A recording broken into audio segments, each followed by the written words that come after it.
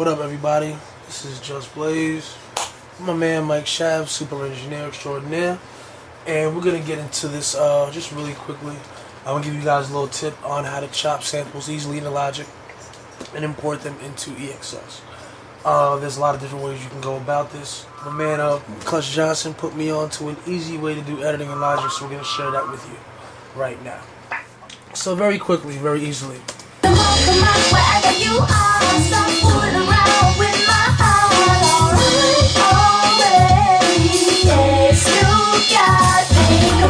So what we're gonna do is chop this vocal really quickly. I have 8 bars selected. So your first step is to select the track that you want to edit. In this case, it's gonna be vocal print on 1. And like I said, we're playing 8 bars to that. Bear with me, I'm not a great teacher and I don't do this too often. So the key to this is the slash key. The slash in Logic defaults to split regions, and you can do it as the track is playing. So we'll do it like this.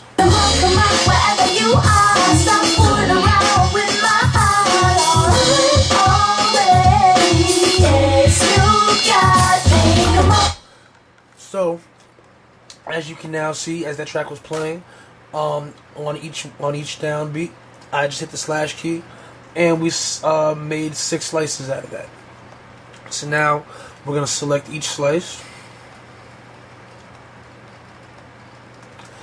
and we're going to go to create a empty MIDI track.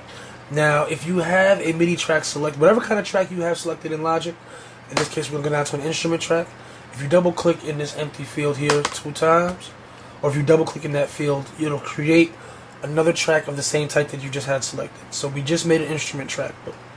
Quickly, now we're going to scroll that up just for organization's sake, so it's right under the vocal track. So now we go to that instrument track and we're going to select EXS.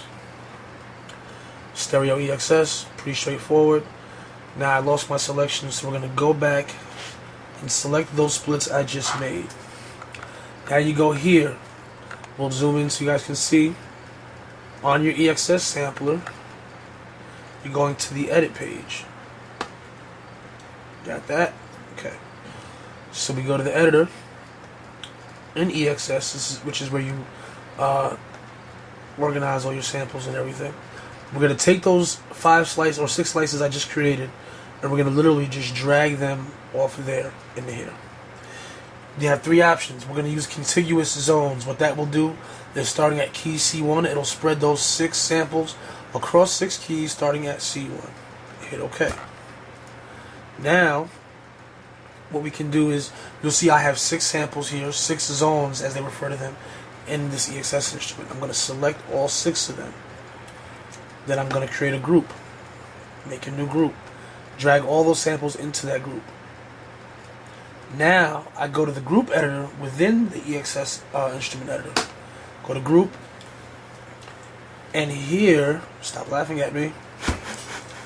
And here, I can set the polyphony. So what I'll do is, I want each sample to be able to cut the next one off. So I'll set it to a maximum polyphony of 1. Then, we're pretty much set. At that point now, all 6 samples are laid out on keys starting at C1 and the next 5 consecutive keys. And in order just to test it and make sure, I can go to the Apple or to the Logic Caps Lock keyboard. You are stop fooling around with my heart already.